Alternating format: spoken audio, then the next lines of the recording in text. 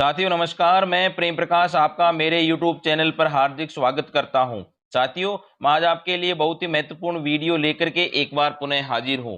इस वीडियो में हम जानेंगे कि SSO login, TOTP, MFA verification किस प्रकार से किया जाएगा। साथियों, TOTP time based OTP multi factor verification के नाम से एक नया ऑप्शन शुरू किया गया है, जिसके माध्यम से आप एसएसओ लॉगिन आप कर सकेंगे। एसएसओ लॉगिन करने के लिए अब आपको नई प्रोसेस से गुजरना होगा, जिसके लिए सभी कर्मचारियों को टीओटीपी रजिस्ट्रेशन करना अनिवार्य है। और टीओटीपी रजिस्ट्रेशन के लिए आपको क्यूआर कोड स्कैनर की आवश्यकता होगी। उसको किस प्रकार से स्कैन करना है, वहां से ओटीपी किस प्रकार से लेना है, ये संपूर्ण प्रक्रिया मैं आपको स्टेप बाय स्टेप इस वीडियो में बताने वाला हूं। अगर आप मेरे चैनल पे नए हैं तो आप मेरे चैनल को सब्सक्राइब करें, लाइक करें और अपने साथियों के साथ में शेयर करें। साथियों, सर्वप्रथम आपको ब्राउजर में जाकर के वहां पर एसएसओ आप लॉगिन करना होगा। लॉगिन करने के लिए वो प्रक्रिया पुरानी दे रखी है, उसमें आईडी, पासवर्ड और आपको कैप्चा कोड भरना होगा। साथियों, जैसे ही आप आपकी एसएसओ आईडी लॉगिन करते हैं, आपके सामने यह इस प्रकार की स्क्रीन दिखाई देती है। अब आपके सामने कुछ इंस्ट्रक्शन दिखाई दे रहे हैं और नया पॉपअप दिखाई देता है। उसके अंतर्गत सबसे पहले आपको नीचे की साइड में दिखाई दे रहा है कंटिन्यू और स्किप। स्किप वाला ऑप्शन 1 जून से पहले तक आपके वैलिड रहेगा। 1 जून के बाद में आप स्किप नहीं कर पाएंगे, आपको यहाँ पर रजिस्ट्रेशन करना अनिवार्य ही होगा।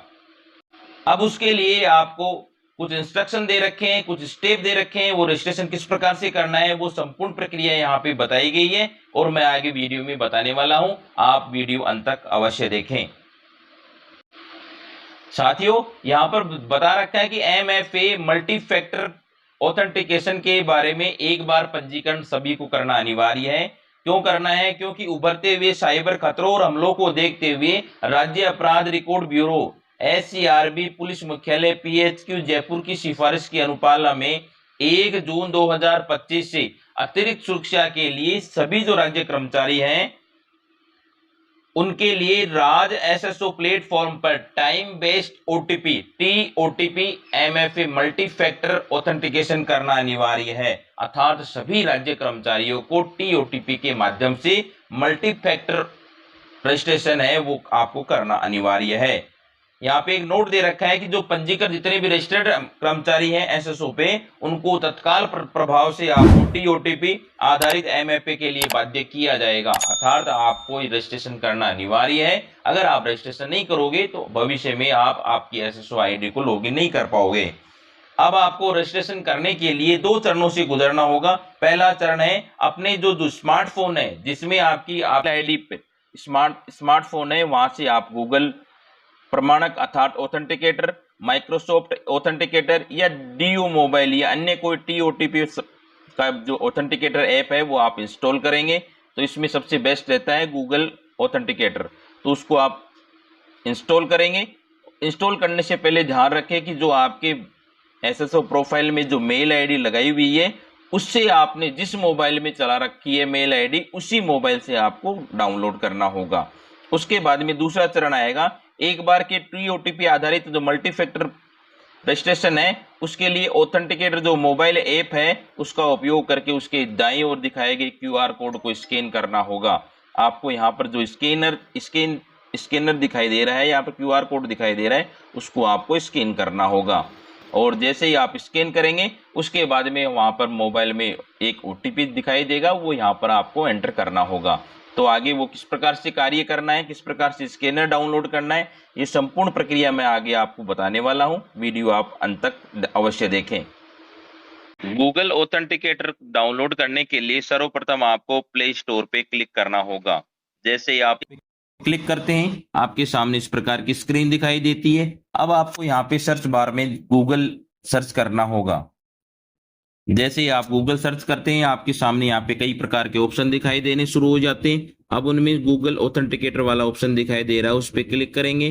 जैसे ही आप क्लिक करते हैं आपके सामने यहाँ पर कई प्रकार के ऑथेंटिकेटर दिखाई देने शुरू हो जाते हैं। उनमें से ही एक है गूगल ऑथेंटिकेटर।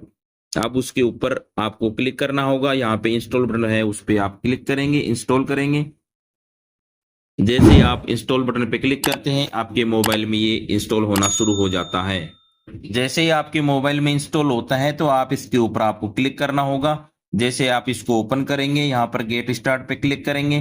गेट स्टार्ट पे जैसे क्लिक करते हैं, आपके सामने आपकी यहाँ पर इस मोबाइल में जो भी मेल आईडी लॉगिन की हुई है वो यहाँ पर दिखाई देना शुरू हो जाता है। अगर एक ही आईडी आपकी लॉगिन की हुई है तो यहाँ पर एक दिखाई देती है, और अगर यहाँ पर आपकी दोबारा जो लॉगिन की हुई अन्य आइडिया भी हैं तो वो यहाँ पर दिखाई देनी शुरू हो जाती है। यहाँ पर ध्यान देने वाली बात आपको ये है कि एसएसओ और लॉगिन में आपकी जो प्रोफाइल है वहां पर आपकी जो मेल आईडी है उसी को आपको लॉगिन करना होगा। इसके लिए आपको यहाँ पर क्लिक करना होगा। जैसे ही आप क्लिक करेंगे, आपके मोबाइल में जितनी भी मेल आईडी है लॉगिन की हुई वो यहाँ पर दिखाई देनी शुरू हो जाती है। अब आपके एसएसओ में जो लोग मेल आईडी लगाई हुई है वो आपको यहाँ पर उसके ऊपर क्लिक करना होगा। जैसे मैं क्लिक करता हूँ, यहाँ पे कंटिन्यू एज आपका नाम यहाँ पे दिखाई दे रहा है, उस पर क्लिक करें। यहाँ पर जो ऐड ए कोड वाला ऑप्शन दिखाई दे रहा है उसके ऊपर आपको क्लिक करना होगा। यहाँ क्लिक करेंगे, जैसे ही आप इसके ऊपर क्लिक करते हैं आपके सामने यहाँ पर दो प्रकार के ऑप्शन दिखाई देने शुरू हो जाते हैं। उनमें सबसे पहला ऑप्शन दिखाई दे रहा है वह है क्यूआर कोड स्कैन, दूसरा है एंटर सेटअप की। तो अब आपको यहाँ पर जो नीचे फर्स्ट वाला ऑप्शन है उसके ऊपर आपको कार्य करना है, ये दूसरे वाला ऑप्शन है उस पर कार्य नहीं करना है। तो इसके लिए आपको स्कैन ए क्यूआर कोड इसके ऊपर आप क्लिक करेंगे, और जैसे कैमरा ऑन हो जाता है और आपके मोबाइल में जिसमें भी दूसरे मोबाइल में आपके जो आपकी एसएसओ आईडी लॉगिन की हुई है उसके में जो बारकोड दिखाई दे रहा है उसको आपको इसके अंदर स्कैन करना होगा। जैसे स्कैन करते हैं आपके सामने इस प्रकार आपकी एम्प्लॉय आईडी दिखाई देनी शुरू हो जाती है, और नीचे की साइड में कुछ ओटीपी दिखाई दे रहे हैं वो दिखाई देने शुरू हो जाते हैं। जैसे ही आप गूगल ऑथेंटिकेटर से आप स्कैन करते हैं आपके मोबाइल में वहां पर एक ओटीपी दिखाई देना शुरू हो जाता है, और जैसे ही ओटीपी आता है अब आपको यहाँ पर कंटिन्यू वाला ऑप्शन दिखाई दे रहा है उसके ऊपर आपको क्लिक करना होगा। जैसे ही आप कंटिन्यू पे क्लिक करते हैं आपके सामने इस प्रकार की स्क्रीन दिखाई देनी शुरू हो जाती है। अब यहाँ पर आपको जो आपके मोबाइल में ओटीपी आए हैं वो यहाँ पर आपको लिखना होगा। गूगल ऑथेंटिकेटर में जो आपको स्क्रीन पे ओटीपी दिखाई दे रहे हैं वो आपको यहाँ पर एंटर करना होगा। जैसे ही आप इनके ऊपर एंटर करते हैं आप ओटीपी मान्य करें, यहाँ पर नीचे ऑप्शन दिखाई दे रहा है उसके ऊपर आप क्लिक करेंगे। जैसे ही आप क्लिक करते हैं आपके सामने इस प्रकार TOTP based multi factor authentication registration successfully का कंप्लीट का पॉपअप दिखाई देता है। अब यहाँ पर आपको ओके वाला जो ऑप्शन दिखाई दे रहा है उसके ऊपर आपको क्लिक करना होगा। जैसे ही आपके द्वारा टीओटीपी रजिस्ट्रेशन कर लिया जाता है तो अब आपके सामने इस प्रकार की आपकी एसएसओ आईडी है वो खुल करके दिखाई देनी शुरू हो जाती है। भविष्य में भी अगर आप आपकी एसएसओ आईडी लॉगिन करना चाहते हैं तो उसके लिए आपको केवल जो आपके गूगल ऑथेंटिकेटर है उसको वहां पर आपके ओटीपी आएंगे और उस ओटीपी को आपको वहां पर डालना होगा। पहले जो एसएमएस के माध्यम से ओटीपी आते थे उसकी जगह अब उस गूगल ऑथेंटिकेटर में ही आपके ओटीपी दिखाई देंगे और उन्हीं ओटीपी को आपको यहाँ पर डालना होगा। वो ओटीपी आपको हर 30 सेकंड के अंदर परिवर्तित होते रहते हैं, तो 30 सेकंड का टाइम रहता है। 30 सेकंड में आपको उसमें एंटर करना होगा। जैसे ही आप एंटर करेंगे आपकी जो एसएसओ आईडी है पहले की तरह वो खुल करके आपके सामने दिखाई देनी शुरू हो जाएगी।